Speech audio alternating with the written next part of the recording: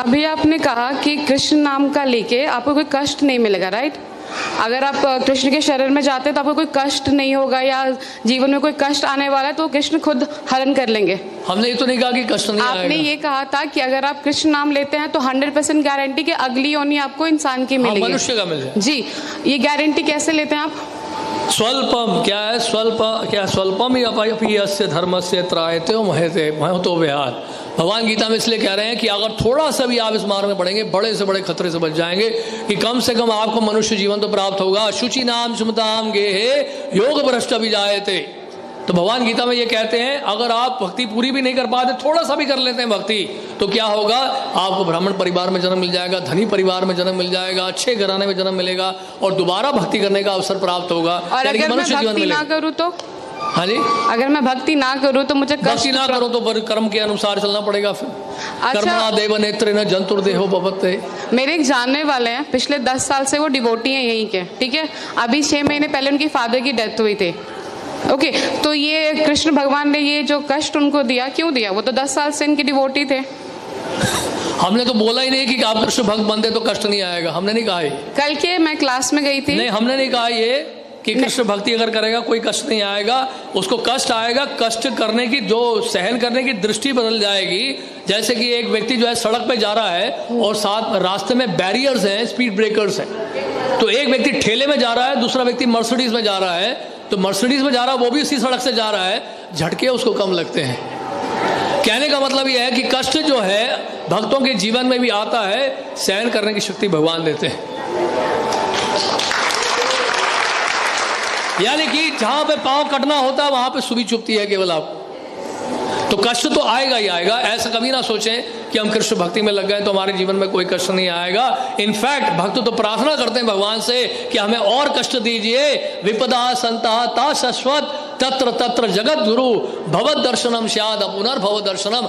आप कुंती महारानी कह रही हैं आप हमें और कष्ट दीजिए, और कष्ट दीजिए, और कष्ट दीजिए, क्योंकि आप अगर कष्ट देंगे तो आप ही का स्मरण करेंगे। अब आपका स्मरण करने का मतलब यह है दोबारा जन्म मृत्यु जरा व्याधि के संसार में दोबारा नहीं आना पड़ेगा। तो आपका कहने का ये मतलब है कि अगर आप कृष्ण मतलब कुछ भी हो जाए भगवान कृष्ण के शरणों में रहो हमेशा। बस ये है पॉइंट। लेकिन कोई पॉइंट नहीं, बिल्कुल बहुत बढ़िया पॉइंट बोला आपने, तालियां बजाइए इनके लिए। एक मिनट, ये कोई पॉइंट नहीं होता। अगर भगवान कृष्ण के शरण में नहीं हो तो मेरे पास जरूरी कि मुझे कष्ट मतलब कष्ट तो वैसे भी आना है जिंदगी में, चाहे मैं रहूं या ना रहूं। जिंदगी में आना है, लेकिन यहाँ से कष्ट का निवारण आपको दिया जा रहा है हमेशा के लिए। जन्म मृत्यु जरा व्याधि के चक्र से आपको हमेशा के लिए छुटकारा पाने का एक सुअवसर प्राप्त हो रहा है। भगवान की सेवा में लगे, एक जीवन आप कृष्ण की सेवा में दे दो, कृष्ण आपको वापस लेके चले जाएंगे। तो आपका कहने का मतलब है कि मैं कृष्ण के शरण में जाती तो अगले जन्म में मुझे इंसान क्या ही वो मिलेगा, इंसान का मिलेगा। और अगर अच्छी तरह से भक्ति करेंगे तो भगवान के धाम में भी जाएंगे। ये तो मरने के बाद किसने देखा है कि कौन कहाँ जा रहा है? हाँ जी, मरने के बाद कौन जानता है कि कौन कहाँ जा रहा है? हाँ, इस बात की गारंटी कौन लेता है? सामान्य लोग नहीं जानते हैं, लेकिन भक्त जानते हैं। यम यम वापि स्मरण भावम त्यजते अंते कलेवरम तम तम एवैते कौन्तेय सदा तद्भाव भाविता। अंत काल में जिसका भी आप स्मरण करेंगे उस तरह का शरीर आपको मिलेगा। भगवान गीता में कह रहे हैं। तो आपके भक्त जानते हैं कि मरने के बाद कौन कहाँ जा रहा है, राइट? हाँ, 100%। तो मैं उन भक्त से मिलना चाहती हूँ एक बार।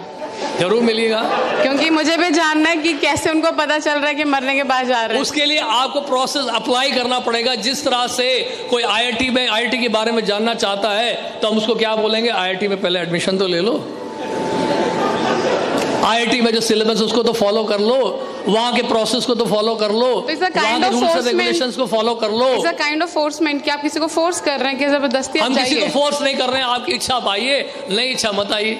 यथा इच्छसी तथा गुरु भगवान गीता में कहते हैं। भगवान क्या कहते हैं किसी ने सुना तो नहीं है ना? भगवान कृष्ण गीता में 18वें अध्याय में कह रहे हैं। भगवान एक मिनट, ये सिर्फ आपने बुक प्रिंटेड पढ़ा है, किसी ने पर्सनली सुना है भगवान को? पर्सनली किसी ने भी नहीं सुना है। जिस तरह से 2 + 2 4 आपने अपने टीचर से सुना, उन्होंने अपने टीचर से सुना, हमने अपने गुरुदेव से सुना। तो गुरुदेव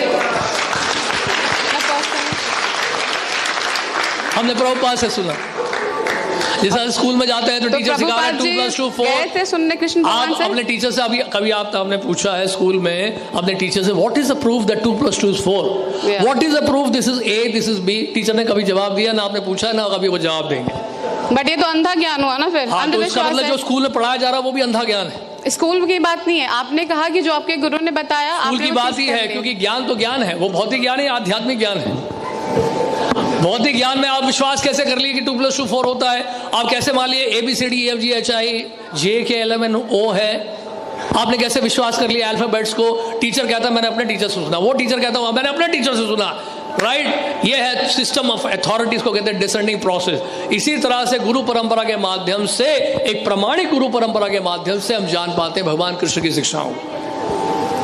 सबसे पहले आपको ढूंढना पड़ेगा कौन सी यूनिवर्सिटीज हैं बोनेफाइड हैं, कौन से स्कूल हैं जो रिकॉग्नाइज्ड है CBSE के द्वारा।